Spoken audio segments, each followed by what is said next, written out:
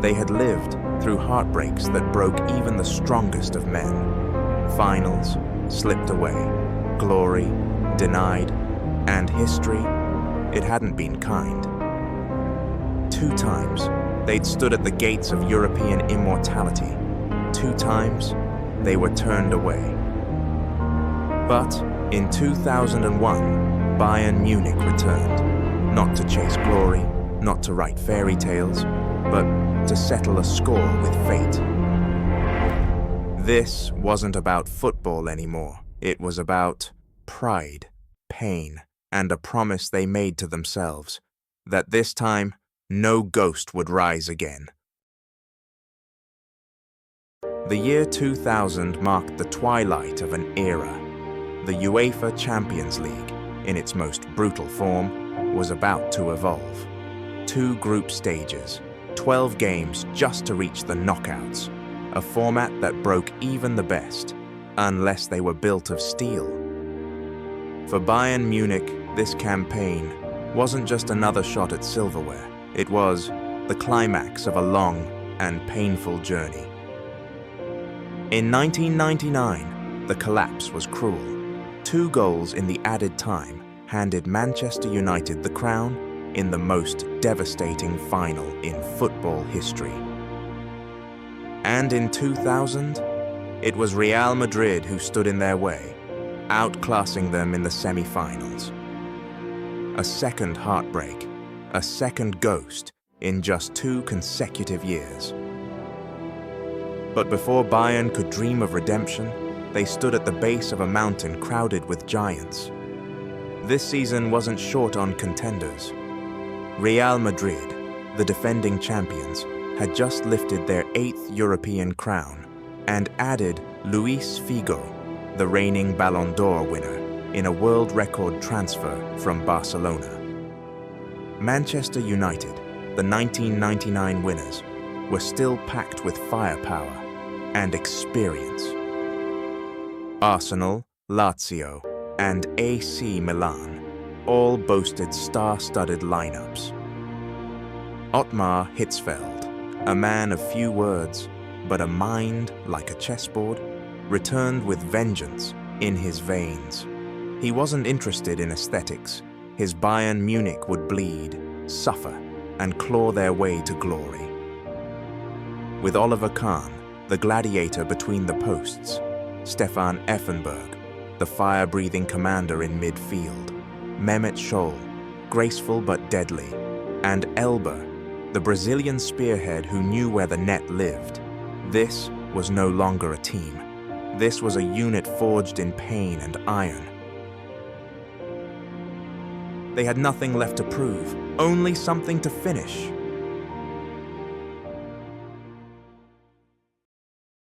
The road to redemption never runs smooth, and Bayern's began not with triumph, but with turbulence.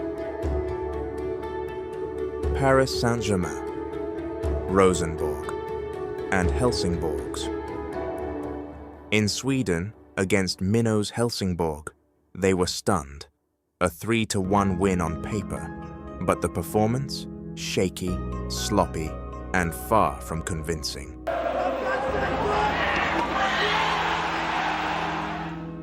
Doubts crept in, but doubts don't last long in Munich. Back home, Rosenborg were outclassed, Elber and Janker imposing their will. But Paris, they struck in the 90th minute, a bitter reminder that complacency was lethal.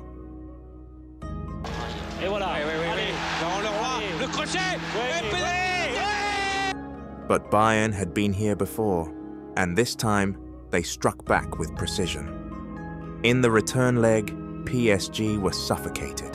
Salihamidzic and Paulo Sergio made sure the points stayed in Germany. C'est dangereux, et c'est très dangereux. Et oui, ça part. A draw in Norway, redemption against Helsingborg in Munich, and just like that, Bayern topped the group. Not with flair, not with fantasy, but with focus. Round 1 survived. But round two, that was war. Arsenal, Lion, Spartak Moscow. Every mistake, a death sentence. Every game, a gauntlet.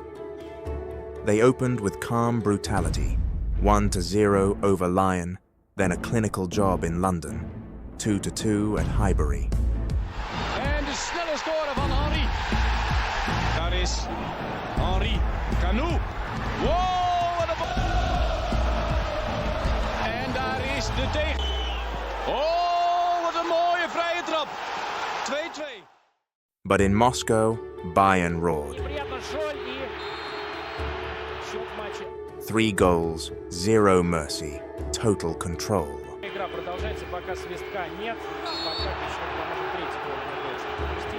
Back in Munich, Spartak tried again, and failed again. Lion humbled Bayern 3-0 in France, a rare lapse. Qui va percer et puis une frappe, mais avec beaucoup de lucidité. Mettre un ballon devant le but et puis c'est Pierre qui récupérera bien entendu. But they recovered instantly, shutting out Arsenal in a gritty 1-0 win. Smartly into it.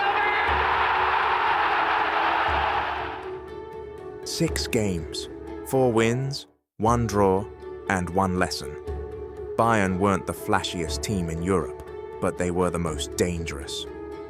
Because they didn't need to dominate games, they just needed to survive them.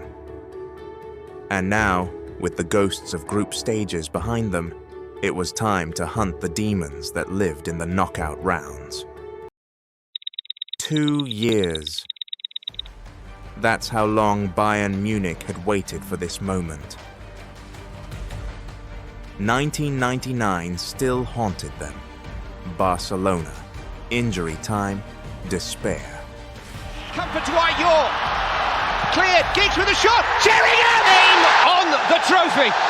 Beckham into Sheringham, and Solskjaer has won it.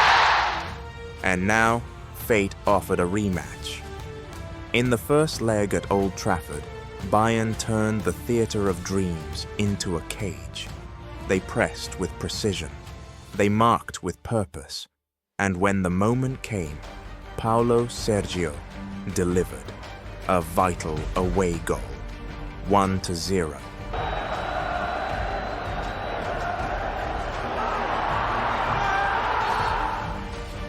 In Munich, it was execution. Elba pounced early. Scholl twisted through defenders and made it 2-0. Ryan Giggs pulled one back, but it didn't matter. Опасна передача и гол! И гол Джованни Элбер. Пас центр штрафной. Еще одна передача. Шоль, удар, 2-0. Все получилось. Полз. Проспали защитники. 3-1 on aggregate. The curse of 1999 broken. The demons silenced. Next came the champions. Real Madrid, a galaxy of stars. Raúl, Figo, Roberto Carlos. But Bayern knew them well. They remembered the pain of 2000. In Madrid, Hitzfeld set the blueprint. Compact defense, sharp transitions. Elba struck, cold as ice, 1-0.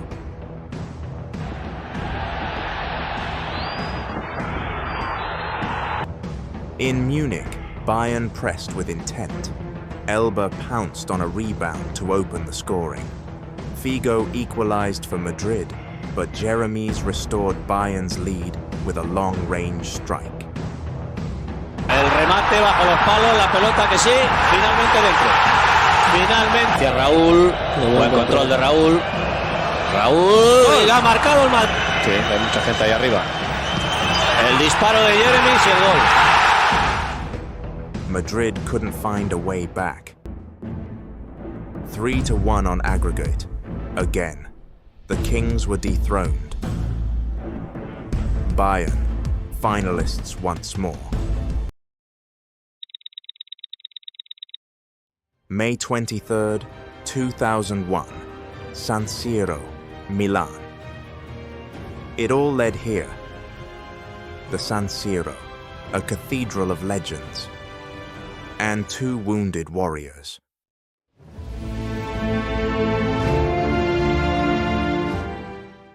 Valencia, heartbreak in 2000, and Bayern, haunted since 1976. In just 3 minutes, calamity struck. Valencia won a penalty. Mendieta, calm and ruthless, 1-0. Bayern regrouped, fought, and earned a penalty of their own. Scholl stepped up, and Cañizares denied him. The Spaniard guessed right, and the ghost of finals past rose once more. But fate offered one more shot, another penalty. Effenberg, the captain, made no mistake. 1-1, and then attrition, extra time, no golden goal. And so, the shootout. Penalty after penalty, while Oliver Kahn, reading minds, saving dreams. He denied Zahovic, then Carboni, then Pellegrino. Each save, a hammer blow to history.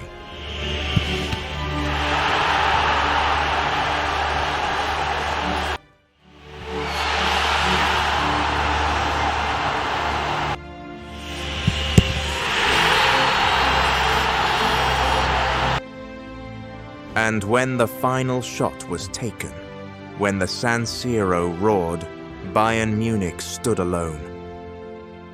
Champions of Europe, at long, long last.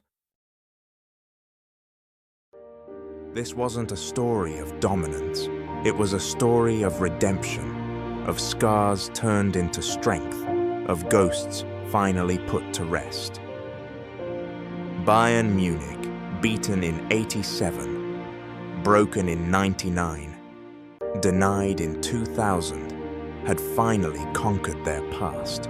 The weight they carried for over 2 decades was finally lifted.